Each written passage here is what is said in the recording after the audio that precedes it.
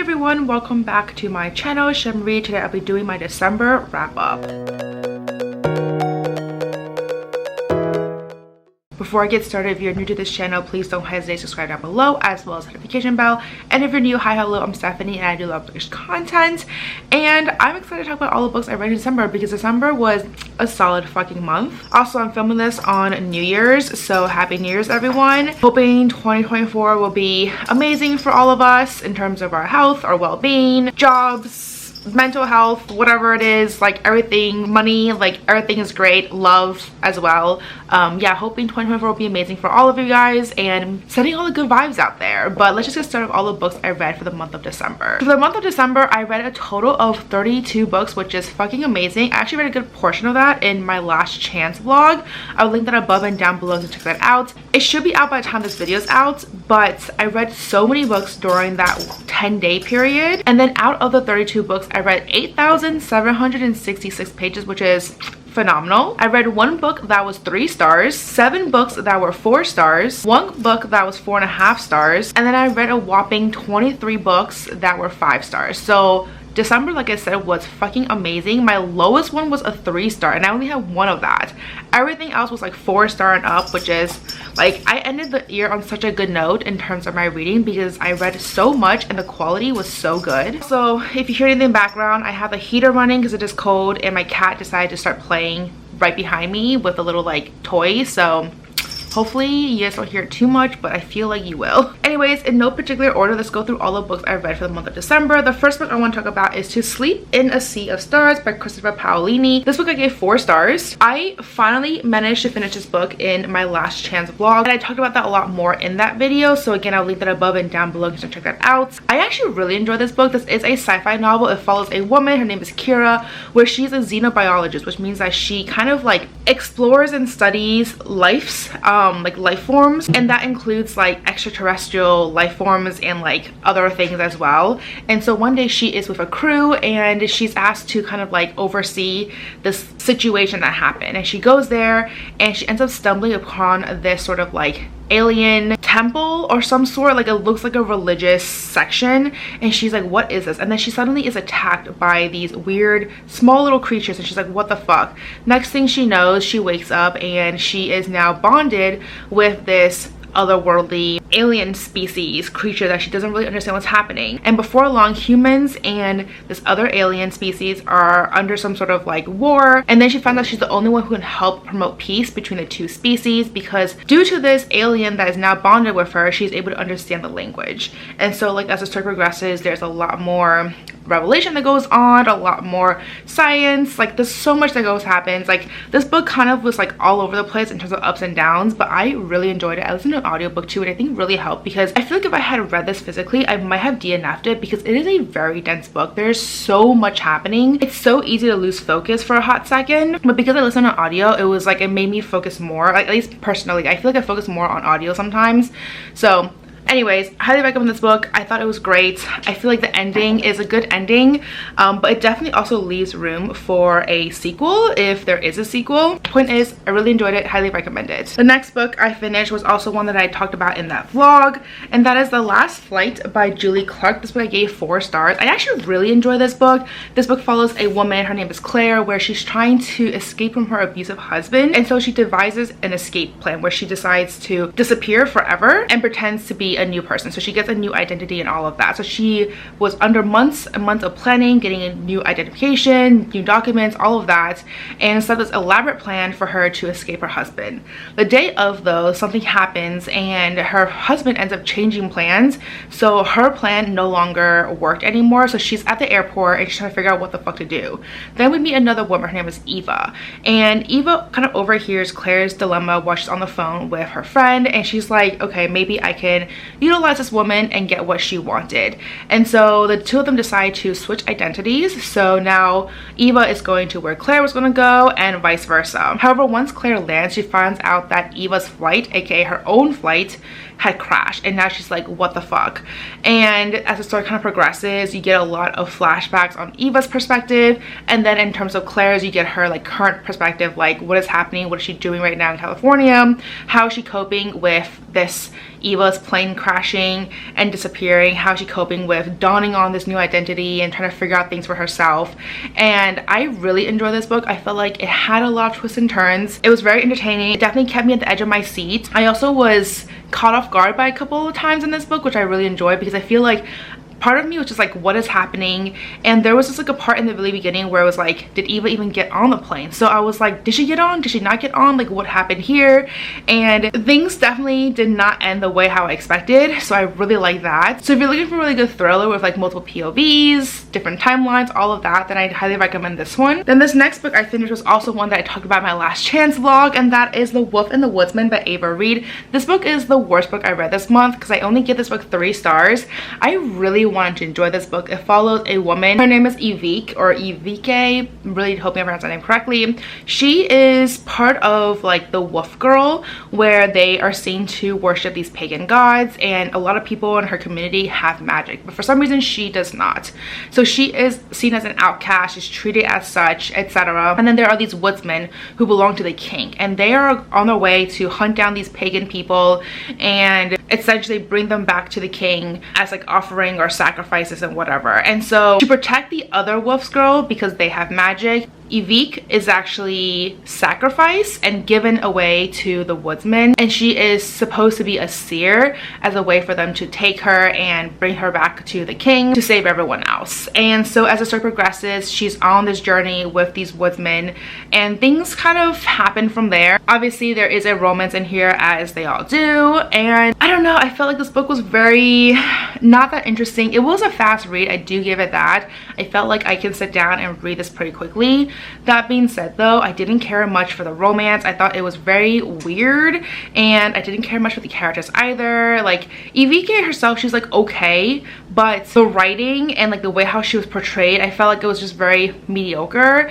I didn't care much for the woodsman either. I felt like he was very like, he lacked so much backbone. And Evike also called him out too. He was like, she was like, oh, like you never speak up and you're always like hiding and blah blah blah. And I'm just like, how are you guys falling in love with each other if you criticize him to that sense? Because it's like, who wants someone who doesn't have a backbone, you know what I mean? So it's like weird that like she would criticize him for that but then like fall in love with him, and I'm just like, that seems at odds with me. So anyways, I felt like this book was just okay. I really had high expectations going to this book because I heard so many people rave about it. I know that she's written a couple more books that came out that also are highly raved about, so I was really expecting a lot more, but unfortunately this book did not meet my expectations. The next book I picked up is The Name Drop by Susan Lee. This book I gave 4 stars. I actually found this super cute. It follows 2 people where they share the same exact Korean name, and this naming situation, the 2 of them end up swapping places. The girl who is from a middle-class family, she ends up being treated as the royal person, as a chaebol, because the other guy, he is the son of a chaebol, and so he ends up being treated as like a regular intern.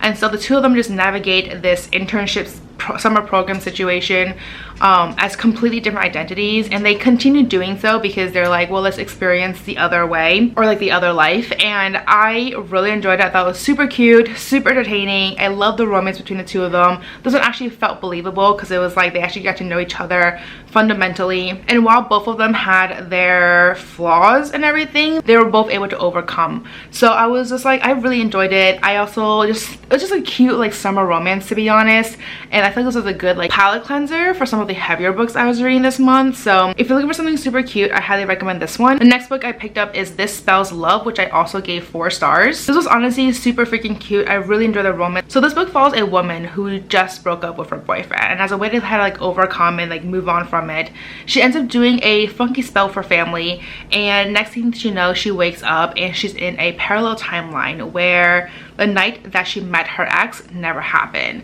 And from that point on, her best friend didn't happen, things didn't happen the way she wanted, but also things did happen the way she wanted. So now she's like navigating this new timeline, trying to figure out what she wants and what she doesn't want. I really enjoyed it. I thought it was so cute. It's basically a friend to lover romance, and I don't know, I just had so much fun reading this book, guys. It was super cute, super entertaining. I just love the dynamic between the two characters. I loved her realization that, you know what, my best friend is someone that I actually love and someone I cannot see, like not see in my life. Like she was like, I'd rather have you than not have you at all.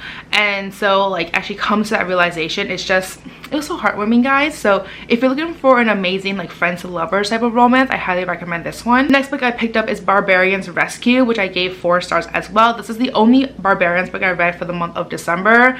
I will be picking up more of the series in 2024, but I really enjoyed this book as well, guys. It was fun, entertaining, smutty. I do feel like the last couple of books haven't been as smutty as the previous books, because I feel like it's starting to focus a little bit more on the plot. Like the plot is definitely taking more of a front seat versus a back seat, and I'm really loving that too. So if you're looking for like a fun palette cleanser, smutty romance with some sci-fi and all of that, highly recommend the series. The next book I picked up is She Started It, which I also gave 4 stars. This was from my book club pick, and I actually really enjoyed this book as well. It basically follows these, I think, 4 characters where they used to bully this one girl way back when in high school and like middle school and all of that.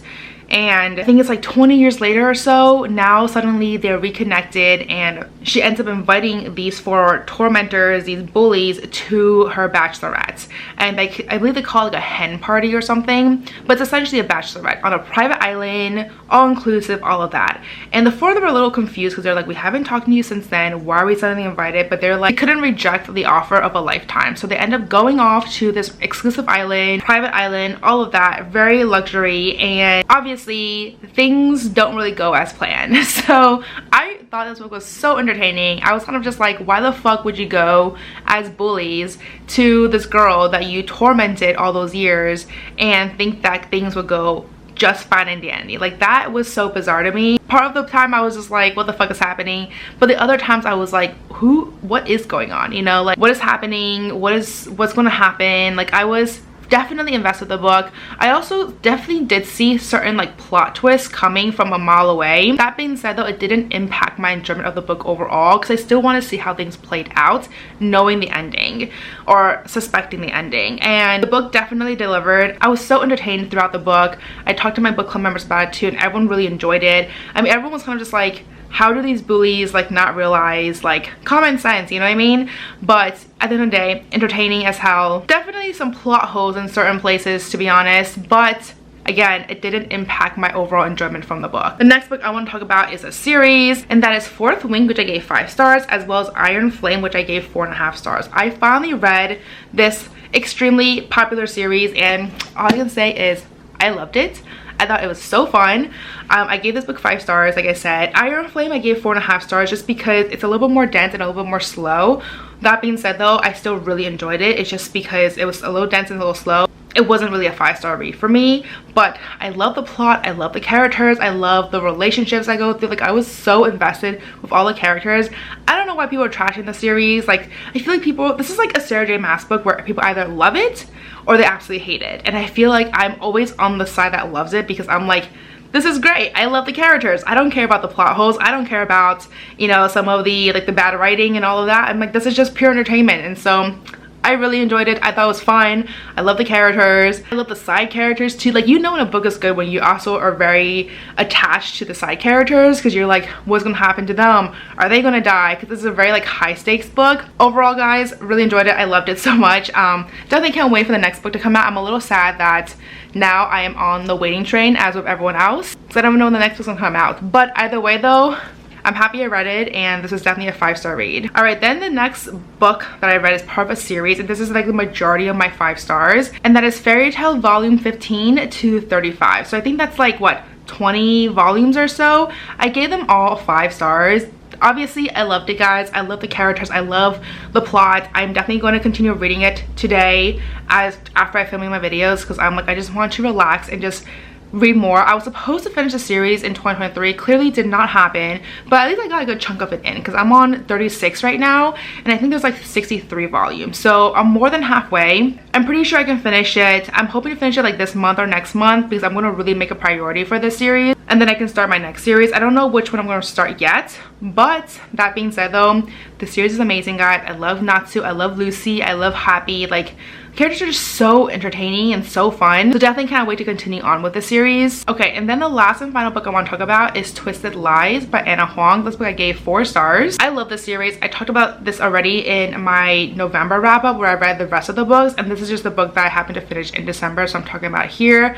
I really enjoyed all of them, guys. I think they're so fun, so entertaining. I really like the romance. It's very sizzling and I was all here for that. So if you're looking for a really good smutty romance series, definitely check out this one. I wouldn't say the smut is like super intense, but there definitely is some very explicit scenes in here throughout the series in general. So if you're looking for that kind of series, highly recommend this one. I definitely want to continue on with the next series. I think it's like the Wrath of Sins series, and even though it follows new characters, they are set in the same world. I believe the main character in the first book was a character that was introduced in book 3 or something in this series. So I'm hoping for glimpses of this group of people in the next series, just as like a side, like, hey, they're doing great, they're still very much in love, blah blah blah. Like, I'm so here for that. So love the series.